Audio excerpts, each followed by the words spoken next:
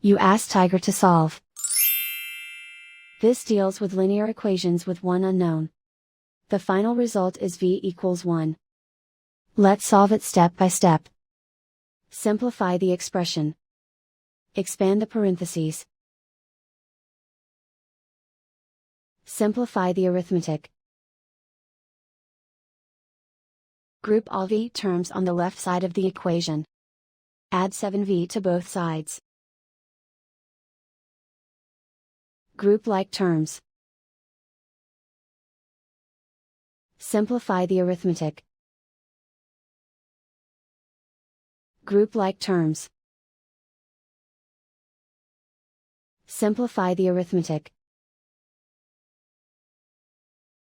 Group all constants on the right side of the equation. Add 6 to both sides. Simplify the arithmetic.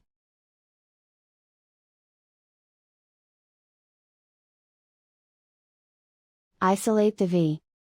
Divide both sides by 9. Simplify the fraction.